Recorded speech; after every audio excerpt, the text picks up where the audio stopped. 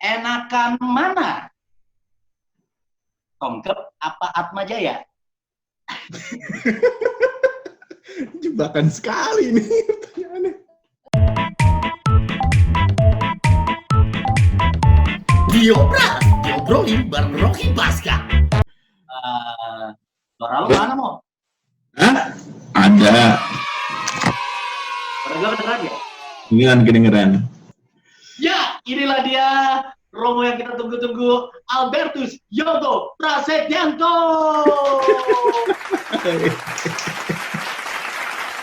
Asik ya. Mo, apa kabar? Baik. Jadi ingat tahun-tahun terdahulu aja. Kabarnya baik. Yang saya lakukan hari-hari biasa ya, karena tugas saya di sebuah universitas, di lembaga pendidikan, ya saya tugasnya work from home, mengerjakan apa yang biasa saya lakukan, entah mengajar secara online, entah juga rapat online. Beberapa kali sempat juga, karena lingkup pelayanan saya kan, ini disebut namanya mereknya nggak apa ya? Nggak apa-apa, santai aja, Mo. Saya tugas di Atma Jaya. Jadi Atma Jaya itu kalau di Jakarta, Atma Jaya Jakarta itu kan meliputi 3 kampus. Kampus Semanggi, kampus BSD, kampus Pluit, dan juga termasuk di dalamnya adalah Rumah Sakit Atma Jaya di Pluit. Jadi itu tempat lingkup berkarya saya sebagai seorang pastor. Karya yang luar biasa ya. 2013, Mo. Tabisan 2013 ya? Tabisan 2013. Di Jakarta? Di Jakarta. Di Bekasi sih tepatnya, di paroki Bekasi, Gereja Arnoldus Johnson. Awal mulanya berniat untuk jadi Romo itu kapan? Ya, kalau saya sebenarnya kan ketertarikan itu muncul kalau dalam lingkup gereja Katolik, kita sejak dini kan memang diharapkan aktif di gereja gitu ya. Saya sejak SMP itu ikut misdinar. Lalu beberapa teman-teman saya di misdinar ketika kelas 2 SMP itu sudah sempat ketemu dengan kakak kelas yang juga pernah masuk seminari. Lalu dia datang ke tempat kita, dia cerita pengalaman hidup di seminari. Kok rasanya menarik gitu, tertantang gitu. Bagaimana hidup mandiri, pisah dari orang tua, itu seperti sesuatu yang menarik. Terus pas kelas 3, saya diajakin sama teman saya, sama-sama misdinar. Yuk kita daftar seminari yuk. Terus saya udah mendaftar lah, masuk ke seminari menengah yang ada di Jakarta.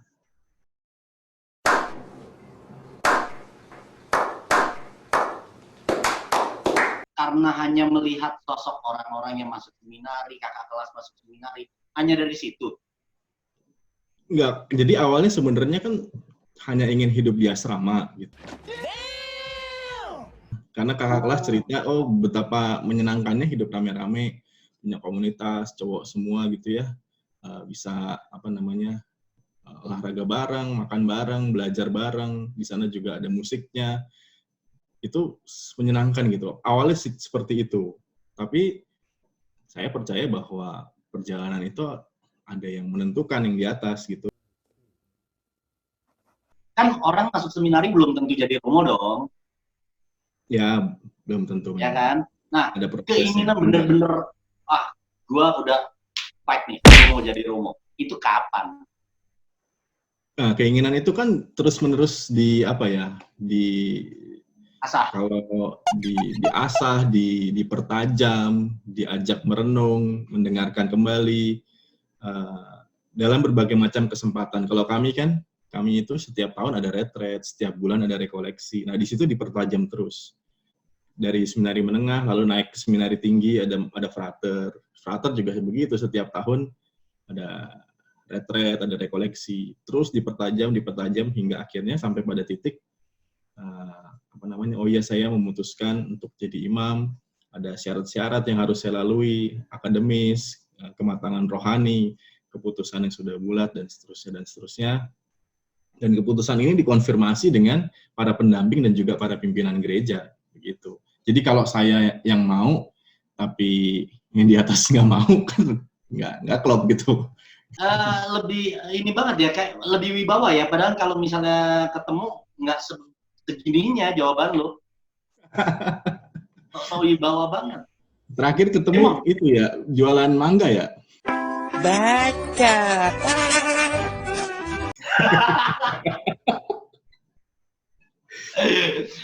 Tapi lo ngeborong, itu luar biasa lo. Lo memang sosok orang yang baik, peduli sama Ngeborong apa ya, atau ngeborong atau dijebak juga bisa sih sebetulnya.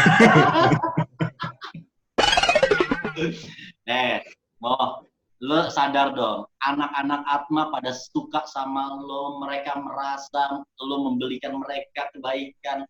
Aduh, itu suatu hal yang walaupun berasa dijebak, tapi jebakan itu adalah jebakan menuju kebaikan. Sukanya pas di situ doang, pas minum mangga doang, abis itu udah nggak suka lagi.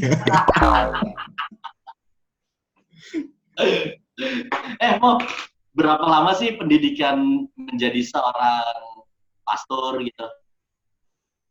Kalau yang untuk seminari menengah itu 4 tahun. Kalau yang seminari tinggi umumnya 8-9 tahun.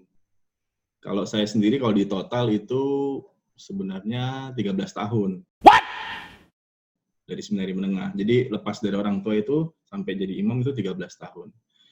Maka kalau tahun ini 2020, berarti saya sebenarnya sudah 20 tahun istilahnya menjalani hidup ini. Karena saya ingat banget, saya masuk seminari itu tahun 2000. Penanda milenium baru saya masuk seminari. Sombong amat.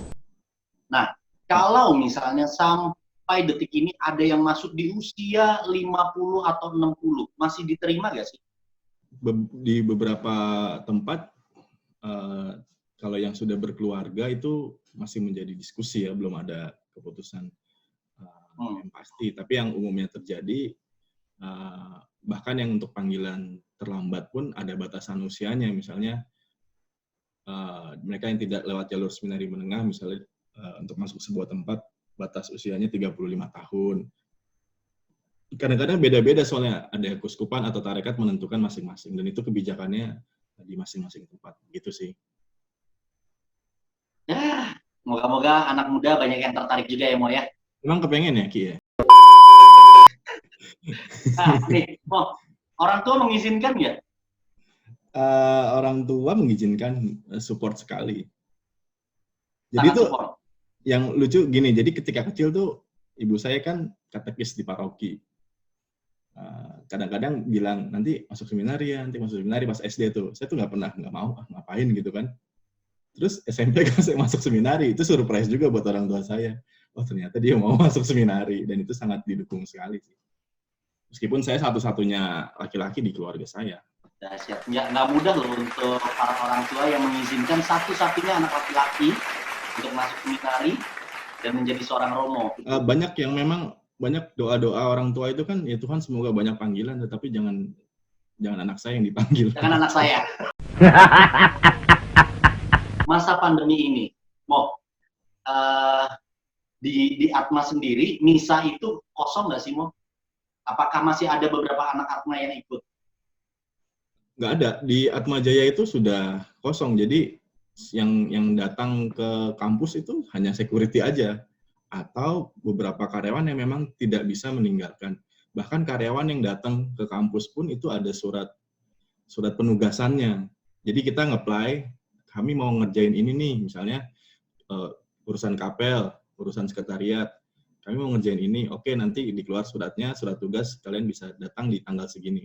Jadi sampai seribet itu untuk yang karyawan. Tapi kalau mahasiswa sama sekali nggak boleh, jadi nggak ada misa.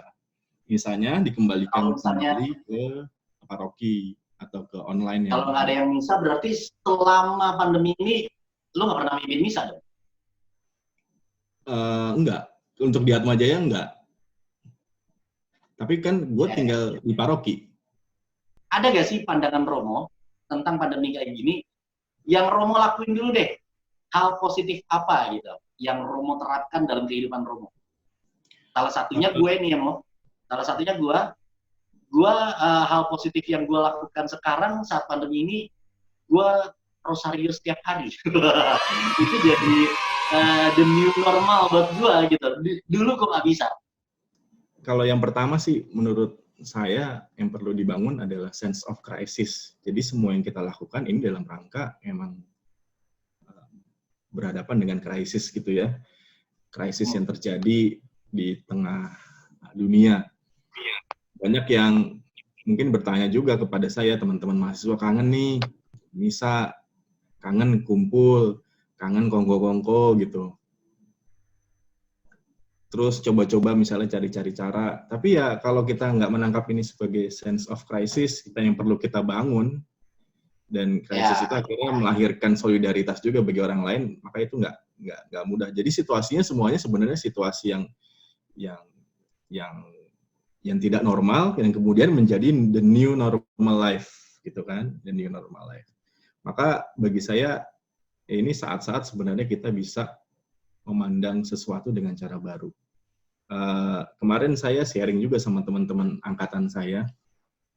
Saya cerita sama mereka pas misa online tuh, saya bilang ke teman-teman angkatan, kita tuh generasi yang mengalami perubahan zaman dari waktu ke waktu. Kita mengalami Rocky lah, saya sama Rocky juga seumuran kan kita kan. Nah, kita ngalamin dulu nonton TV hitam putih, kemudian TVRI, RCTI. Kita mengalami HP pun berubah gitu. HP dari yang layarnya biru, dari keypad, terus ada yang dilipat, ada yang apa, terus sekarang semuanya touchscreen semua. Sebenarnya dari sisi ini kita tuh generasi yang bisa melihat perubahan dengan cepat.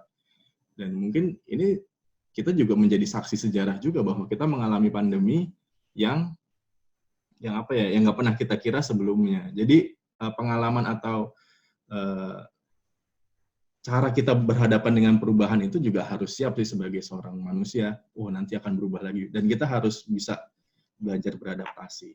Paling penting menurut saya di zaman-zaman seperti ini menjadi kreatif dan tetap punya sukacita. Itu yang kadang-kadang dilupakan.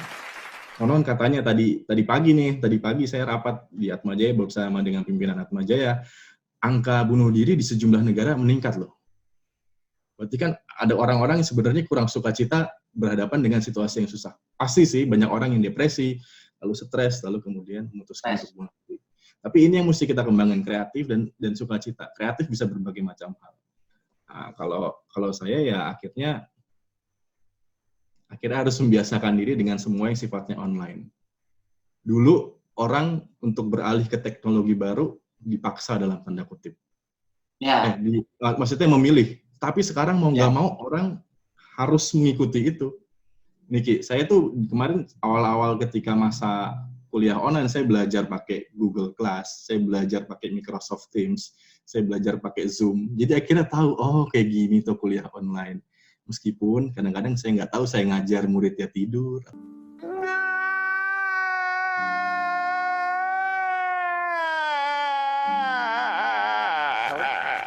Lalu saya bersama dengan teman-teman di Atmajaya juga, teman-teman PAJ, Pastoral Atmajaya, di awal Februari kita bikin podcast.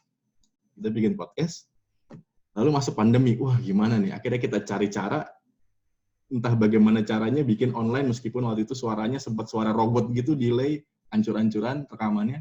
Tapi kita menemukan akhirnya, kita pakai ini aja nih, pakai aplikasi yang ini suaranya jauh lebih baik. Itu salah satu cara bikin apa ya? Kan ada yang kangen pelayanan. Ya, itu yang gue lihat. Maksudnya gini, dari sisi lu aja sebagai seorang Romo, mau mencoba untuk melakukan hal ini sebagai suatu pelajaran baru gitu. Mau belajar untuk mengikuti perkembangan zaman, mau nggak mau, ya kan? Nah, kadang orang-orang yang tidak bisa mengikuti perkembangan zaman akhirnya stres. Dia nggak bisa ngikutin, dia duduk aja, diem aja tanpa melakukan sesuatu. Ya akhirnya kembali lagi polanya stres lah, bisa ya tingkat bunuh diri yang Romo bilang tadi gitu ya. Ya tapi balik lagi kalau misalnya Romo sendiri bilang bahwa kita harus ngikutin perkembangan zaman ini kan. Nah, apa yang menurut Romo dalam sisi iman mencoba mempraktekkan ikut perkembangan zaman. Ya kayak misalnya misa virtual, ya kan? Itu salah satunya kan. Bagi saya yang mesti kita bangun apa ya, semangat untuk tetap setia. Apa yang kita buat dengan situasi online ini kan sebenarnya mau menjaga iman umat. Kita ketemu susah, ketemu nggak boleh. Yang biasanya misa datang ke gereja menerima tubuh Kristus, tapi sekarang nggak bisa. Tapi kan ada hal-hal yang minimal yang bisa kita buat supaya iman kita tetap terjaga. Contohnya Rocky yang Rosario misalnya 10 tahun sekali dulu. What?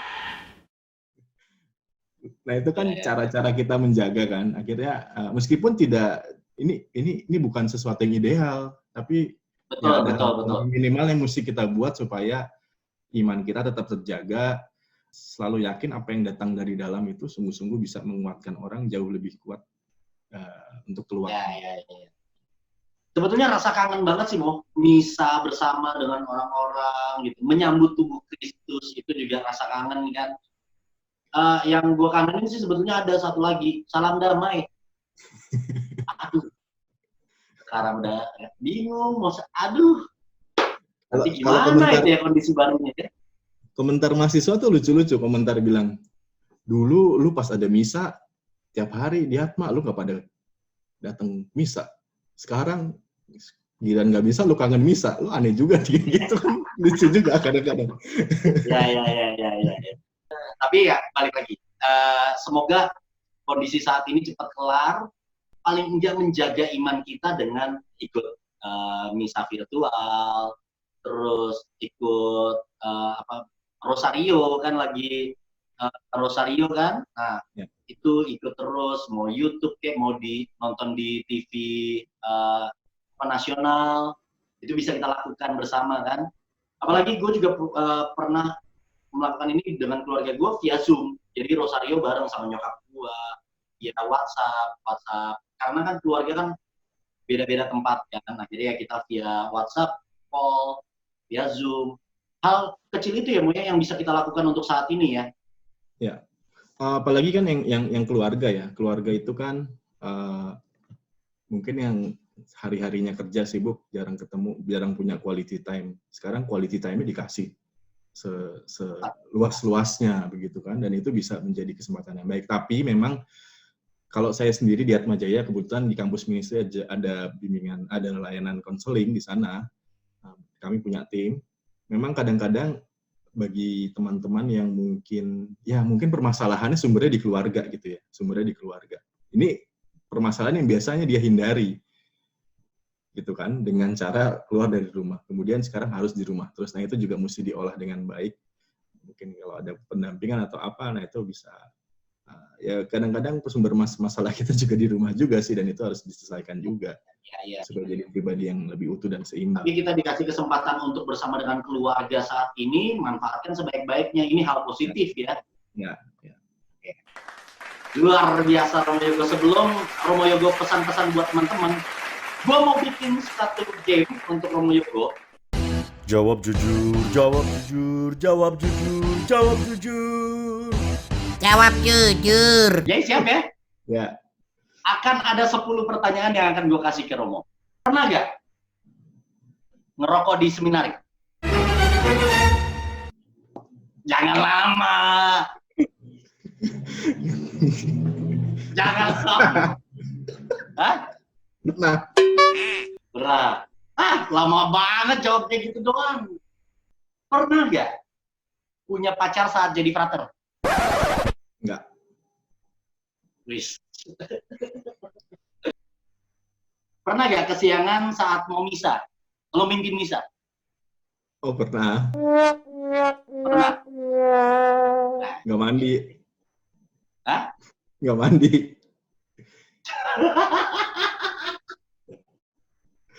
langsung wastafel, langsung basahin rambut. Langsung klimis gitu ya? Pernah gak kentut di tempat umum terus ke gap? Nggak pernah. Tapi diem-diem, nggak ke gap maksudnya. Nggak ke gap maksudnya. Oke. Pernah gak waktu sekolah ngupil terus ditempel di bawah meja? Pernah kayaknya. Ini masa lalu loh. Ini angkatan kita tuh pasti ngerasain itu. Kalau lu nggak pernah bohong. Iya, pernah.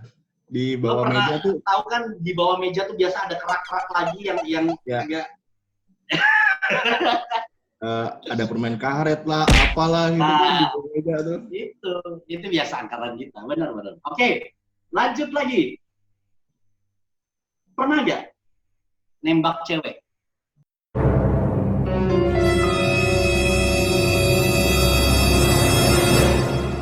Menyatakan nggak nembak juga sih.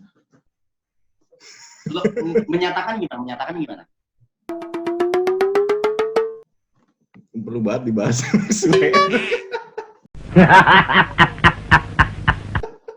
Kan gue cuma pengen tahu salah apa? Kan itu kan udah masa lalu, mau menyatakannya gimana? Ya bilang mengagumi aja udah. Tidak Ya, selalu gue nembak. pengen tanya itu usia berapa?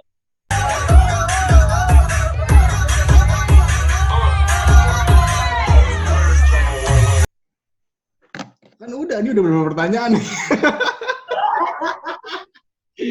Oh, iya. Gak boleh tanya ya, gak boleh diskriminasi dengan jawaban lo ya. Oke, biarlah halayak ramai yang menilai. Pernah gak salah manggil orang? Lupa. Iya Pak, pernah lah, masa bapak-bapak Pernah gitu, sih, kayaknya sih lo kenal pernah. semua umat lo, nggak mungkin. Pernah. Kayak gini mikir, kan gue bilang jangan mikir. Kalau di Komkep mukanya aneh-aneh semua sih, jadi gua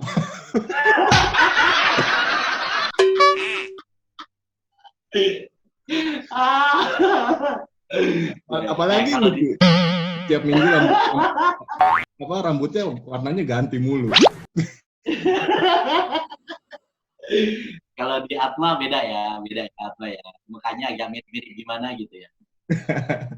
Kalau di Atma kebanyakan malah gua nggak hafal. Oke, lanjut. Enakan mana? Komkep apa Atma Jaya? Jebakan sekali nih pertanyaannya. Nah, karena Atma Ayo Jaya tuh, lo mikir sih.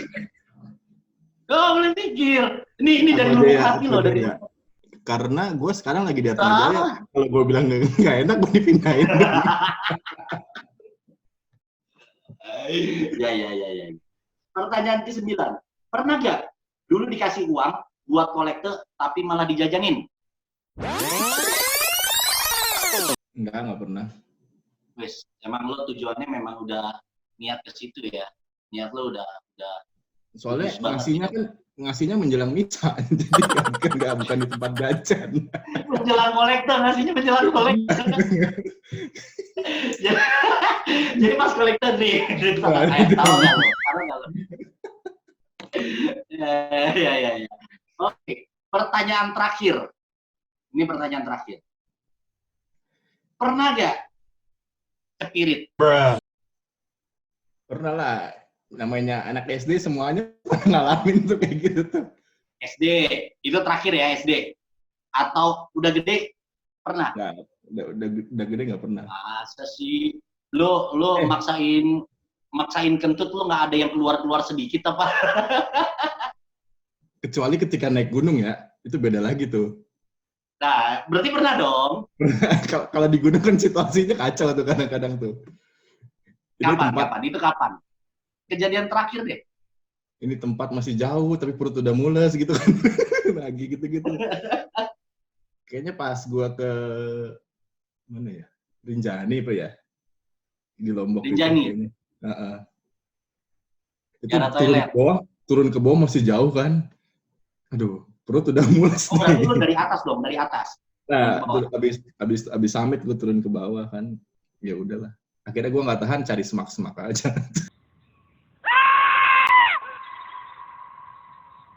Oke, Roh, luar biasa. 10 pertanyaan dijawab semua, bagus. Nah, untuk pesan-pesan dong buat teman-teman semua untuk di masa pandemi ini. Kalau dari saya sih pesannya apa yang dihimbau oleh pemerintah dilaksanakan dengan baik. Kita udah tahu lah semuanya kenapa harus begini. Tapi bagi saya yang jauh lebih penting, memelihara sukacita itu jauh lebih penting sih. Dalam saat-saat seperti ini kita perlu tetap harus gembira, tetap harus bersemangat.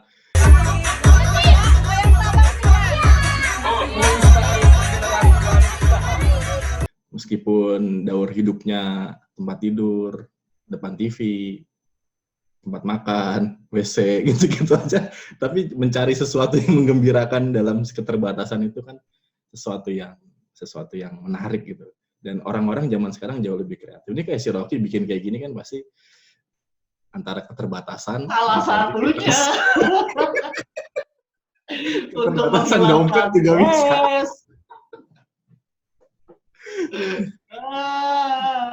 Udah nggak event, nggak MC, gue nggak keluar banyak suara lagi. Ini yang harus gue keluarkan. Iya. Stay positif lah dalam hidup, tetap gembira, tetap bersukacita. Sekali lagi gue mengucapkan banyak terima kasih. Semoga sehat selalu Mo, pokoknya jaga kesehatan. Terima kasih juga.